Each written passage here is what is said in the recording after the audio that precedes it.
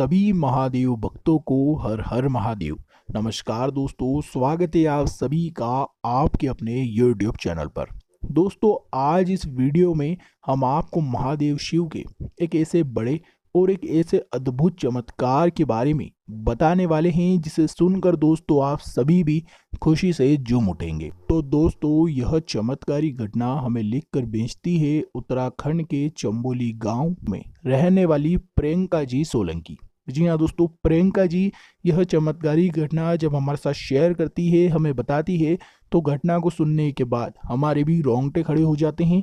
और पहले तो हम भी हैरान हो जाते हैं कि आखिर यह चमत्कार है या उससे भी बड़ा कुछ है।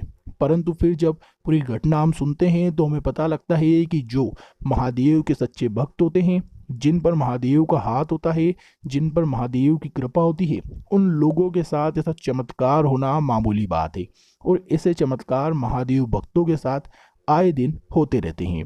तो आइए दोस्तों, बिना देर करे आपको भी प्रियंका जी द्वारा लिखकर भेजी गई सत्य घटना से परिचित करवाते हैं और आपको बताते हैं कि ऐसा कौन सा चमत्कार महादेव ने प्रियंका जी के साथ दिखाया था जिससे कि वह अब महादेव की और भी बड़ी भक्त बन चुकी है। तो दोस्तों, प्रियंका जी हमें लिखकर भेजती है कि मैं मेरे परिवार के साथ उत्तराखंड के चंबोली गांव में रहती हूं। हमारे पूरे गांव में अधिकतर बहुत से लोग किसान हैं जो कि खेती करते हैं। मैं और मेरा परिवार भी किसान का परिवार था। हमारा भी एक छोटा सा खेत था जिसमें कि हम खेती कर कर कुछ फसल उगाकर थोड़ा बहुत हमारा जीवन व्यतीत हो रहा था। और हम और हमारा पूरा परिवार और हमारा पूरा गांव बहुत ही खुशी से वहाँ पर रहता था और जीवन यापन कर रहा था। ऐसे में कुछ वर्ष पहले, आज से 4 से 5 वर्ष पहले, गर्मी का मौसम आता है और हमारे गांव में बहुत तेज गर्मी पड़ती है।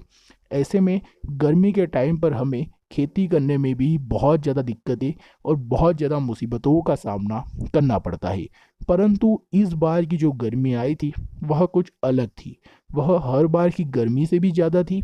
और इस बार गर्मी में हमारे खेत में जो कुआं था उसमें भी पानी प्रतिदिन कम से कम होता जा रहा था। ऐसे में मैं और मेरे पिताजी जब देखते हैं तो गांव में और जितने भी किसानों के खेत में कुएं रहते हैं, सभी के कुएं बढ़िया रहते हैं, सभी में अच्छा पानी रहता है। क्योंकि हमारे गांव के पास ही एक बहुत बड़ी नदी थी, इस कारण हमारे गांव में कभी भी पानी की कमी नहीं हुई थी। परंतु इस बार न जाने क्यों गांव में सभी के यहाँ सभी के कुओं में तो भरपूर अच्छा पानी था, परंतु ना जाने क्यों हमारा खेत का जो कुआं था वह दिन प्रतिदिन सूखता जा रहा था। ऐसे में पूरे परिवार की चिंताएं बढ़ती जा रही थी कि आखिर इस कुएं में पानी नहीं आएगा तो हम खेती कैसे करेंगे, हम फसल को पानी कैसे देंगे। थोड़ा बहुत पानी से हमारा जैसे तैसे गुजारा हो रहा था। परंतु एक समय ऐसा आया कि हमारा कुआं पूरी तरीके से सूख गया था। ऐसे में मेरे पिताजी की और मेरे पूरे परिवार की हालत खराब होने लगी। हमारी चिंता बहुत ज़्यादा बढ़ गई। धीरे धीरे हमने कहीं से पानी का कुछ जुगाड़ करने की भी कोशिश करी, परंतु इतना दूर से प्रतिदिन पानी लाना और बहुत ज़्यादा मात्रा में लाना बिल्कुल भी मुमकिन नहीं हो पा रहा था। परंतु दोस्तों, एक दिन ऐसा आया, प्रियंका जी बताती है कि हम कुछ भी नहीं कर पा रहे थे और हमारी जितनी भी फसल थी वह दिन पे दिन सूखती जा रही थी। अब तो मानो सभी ने आस छोड़ दी थी कि हमारा यहाँ पर अब कुछ हो पाएगा।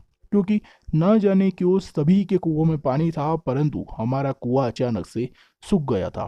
ऐसे में हमने बहुत कोशिश करी, बहुत सारा हमने पानी और से मांग मांग कर ला कर खेतों में डाला, परंतु वह जो पानी था वह खेतों के लिए पर्याप्त नहीं हो पा रहा था।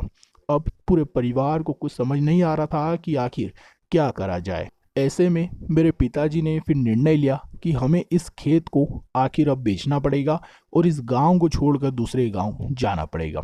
यह बात सुनकर मैं बहुत ज़्यादा डर गई, मैं बहुत ज़्यादा चिंतित हो गई।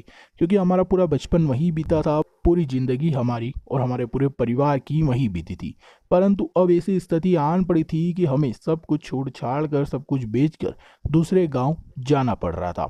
परंतु एक दिन मुझे ख्याल आया कि हमारे गांव में महादेव का एक बहुत अच्छा चमत्कारी मंदिर है और मैं बचपन से महादेव की बहुत बड़ी भक्त भी रही हूँ। तो क्यों ना एक आखिरी बार जाकर महादेव से प्रार्थना कर आऊं। प्रियंका जी हमें बताती हैं कि उस दिन मैं महादेव के मंदिर गई। मुझे आज भी याद है, बहुत तेज गर्मी उस दिन थी और बहुत ज़्यादा धूप निकल रही थी। मैं जब महादेव के मंदिर जाती हूँ और महादेव से प्रार्थना करती हूँ कि हे महादेव, मैंने बचपन से आपकी सच्चे मन से, ईमानदारी से और बहुत मन से पूजा करी है, परंतु आज मेरे और मेरे परिवार के ऊपर इतनी बड़ी मुसीबत और इतना बड़ा संकट आ पड़ा है, तो आपको अब हमारी मदद करनी पड़ेगी।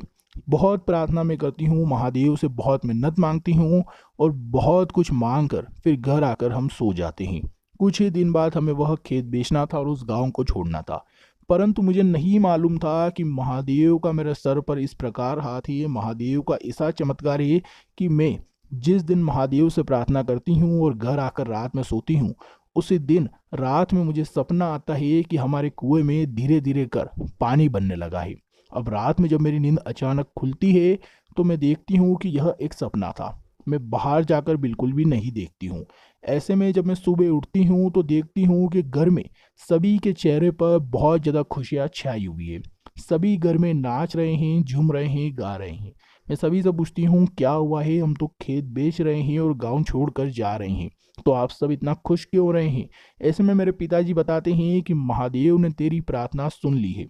कल ही तू मंदिर गई थी, महादेव से सच्चे मन से प्रार्थना करी है और बचपन से तूने जो महादेव की भक्ति करी है उसका फल महादेव ने तुझे दे दिया है। आज पता नहीं अचानक से हमारा खेत का जो कुआं है वह धीरे धीरे कर भरने लगा है और अभी तक उसमें इतना पानी भर चुका है कि हमारे पूरे खेत में और आसपास के 2-4 खेतों में हम बहुत आसानी से पानी पहुंचा सकते हैं। यह बात सुनकर प्रियंका जी खुशी से पागल हो जाती है। जब जाकर देखती है तो कुएं में बहुत सारा पानी भरा हुआ रहता है और वहीं पर महादेव की एक छोटी सी प्रतिमा उस पानी में तैरती हुई ऊपर आती है।